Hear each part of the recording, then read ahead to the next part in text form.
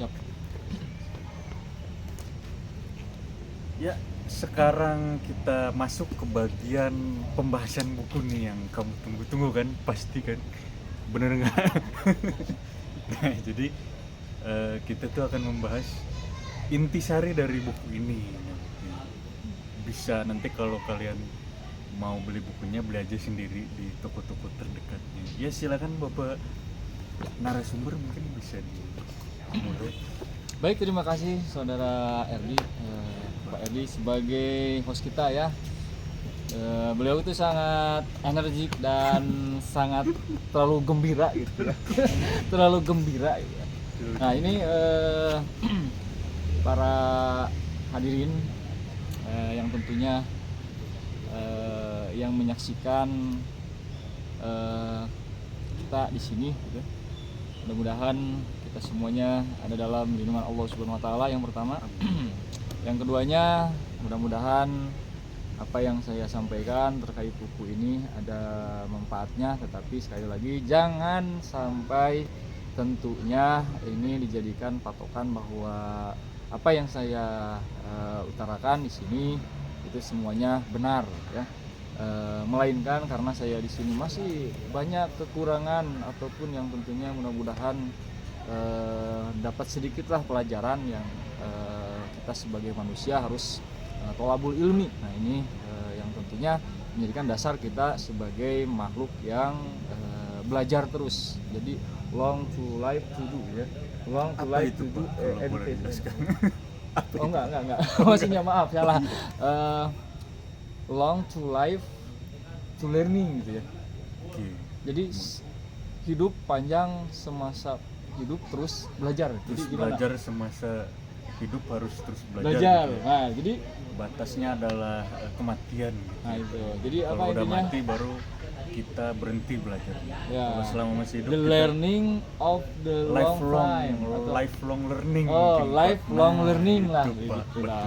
Oke. Silakan. Ya, bismillahirrahmanirrahim. Allahumma sholli ala sayyidina Muhammad wa ala ali sayyidina Muhammad. Mudah-mudahan semuanya kita bisa mengkaji buku ini dengan tentunya dapat faedah dan manfaat banyak. Oke. Di dalam jurnal pribadi Kaisar Marcus di sini ya dijelaskan ya. Ini belajar sosok manusia biasa yang harus melawan kecemasan, kekecewaan, kegetiran. Nah ini. Oke, kalau kita asumsi kita terhadap sesuatu kehidupan ini yang bernuansa cemas, nuansa kekecewaan, nuansa hati yang kurang enak. Nah ini kita harus bisa kembali lagi di mana dasar hakikatnya kita untuk hidup itu untuk apa. Jadi filosofis ini menjelaskan tentang bagaimana mungkin caranya supaya kita harus bisa melawan kecemasan, kekecewaan, kegetiran, dan mungkin hawa nafsu. Nah ini. Nah, jadi saya akan mengutarakan sedikit apa itu kecemasan menurut yang ada di buku ini. Salah satunya adalah di mana manusia itu ketika cemas itu ada sesuatu yang mungkin tidak enak mungkin dalam dirinya, sehingga dia cemas, ataupun sesuatu yang dapat memikirkan sesuatu yang dapat dia itu kurang nyaman lah gitu. Betul nggak? Bener banget. Kenapa Mas Erdi cemas? Itu coba. Biasanya saya biasanya nggak bisa bayar pinjol, Pak. Itu cemas juga. Maaf ya penonton. Ini. Ya itu contoh aja. Nah, itu salah satu bentuk dari perasaan manusia yang datangnya ketika cemas itu. Jadi di sini kita harus tahu bahwa pada hakikatnya manusia itu hidup ke alam dunia ini dalam keadaan yang tidak bawa apa-apa. Nah ini yang menjadikan dasar filosofis saya pribadi. Ketika kita lahir ke alam dunia ini dalam keadaan tidak bawa apa-apa, kenapa harus kita cemaskan itu? Sedangkan kita kembali lagi pada prinsip kita, yaitu manusia yang hidup yang diciptakan Allah Subhanahu wa taala. Nah, ini filosofi itu kita harus dibarengi dengan agama juga, Mas Erdi. Begitu. Ya iya, kalau kita berfilsafat tanpa didasari dengan ketuhanan ataupun agama, maka si ilmu pemikirannya itu akan kemana-mana gitu, jadi sesat lah gitu. Nah, maka dari itu saya pribadi kalau berbicara filsafat, yang pertama jadi landasan itu adalah agama. Nah itu, makanya kembali lagi, ketika manusia itu cemas, kenapa cemasnya? Apa yang harus dicemaskan dari hidup kita ini? Takut miskin, takut nggak punya duit, takut sakit, bener nggak? Semuanya pasti takut. Saya pribadi sebagai manusia biasa pasti takut.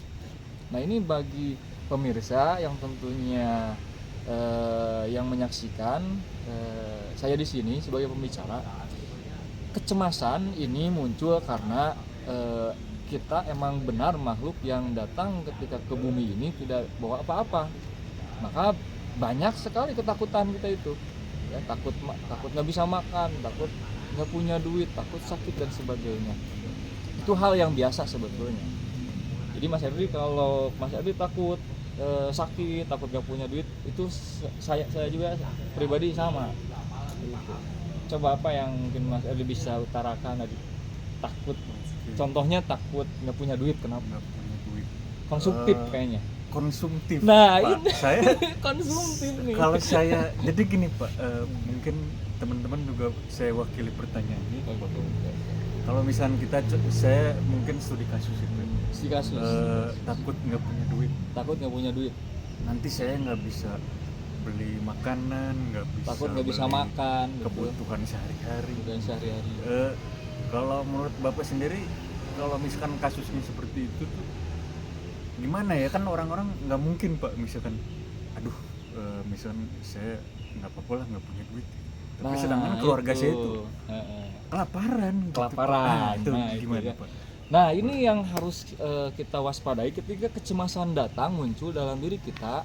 Maka yang harus pertama kali kita lakukan secara pemikiran saya pribadi ya, karena ini berkaitan dengan meditation ya, meditation, perenungan. Nah kita renungkan, kita hidup itu kenapa banyak takut. Nah itu, tapi dalam Al-Quran udah dijelaskan ya, firman Allah Subhanahu wa taala, bahwa manusia itu akan diberikan kecemasan, rasa takut, rasa kurang, bahkan ya setelah kurang maka nafsu yang akan menguasai. Nah ini yang bahaya.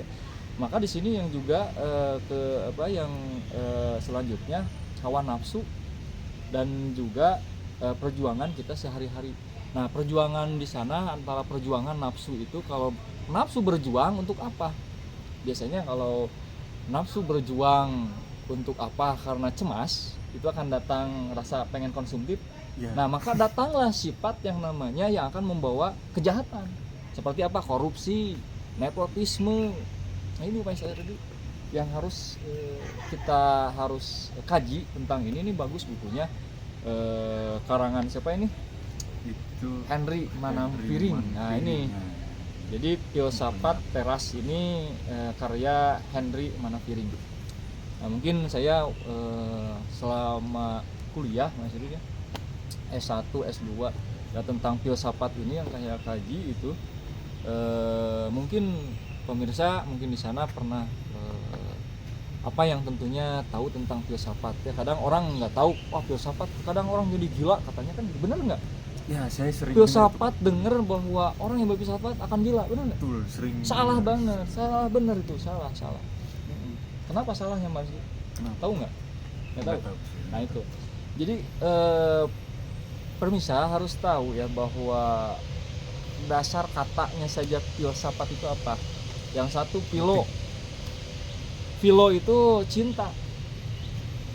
Nah itu makanya para mahasiswa ataupun para pelajar harus benar-benar mengkaji tentang konsep otak kita berpikir dengan cara ini, berfilsafat gitu. Kenapa? Philo itu dasarnya dari kata tadi apa? Cinta. Sophie atau Sophia itu adalah bijaksana. Jadi orang yang cinta terhadap bijaksana itu adalah orang yang cerdas biasanya. Oke. Kenapa cerdas coba? Kenapa? Harus bijak coba. Kenapa? Contoh apa? Kalau waktunya hujan ya hujan. Benar nggak sih? Benar. Nah itu emang Nggak udah bisa di- nggak bisa nggak ditahan, bisa nggak bisa di yang ada yang namanya, wah ini disarang tuh, tahu nggak ini nih, yang pemirsa tahu nggak disarang itu namanya apa? Disarang itu kayak ibarat pakai guna-guna dan sebagainya supaya Dukun ya, hujan. Pak ya? Nah itu secara logika dan secara empiris ilmu dan sains itu tidak dibenarkan kalau menurut saya, karena tidak bijak. Nah ini orang yang tidak berfilsafat biasanya sesat, kebalikannya justru.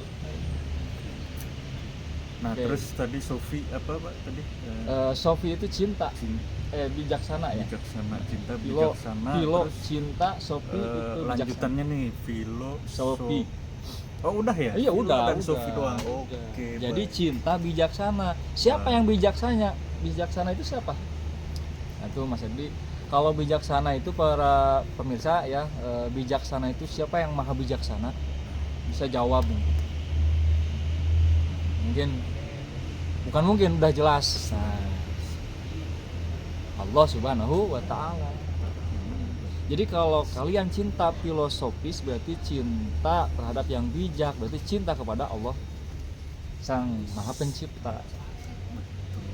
Bener nggak Mas Edi? Betul Pak. Betul. Ngomong-ngomong nih, Ya. kita boleh nggak kita potong dulu untuk ada pertanyaan dari temen-temen nih? Oke, siap.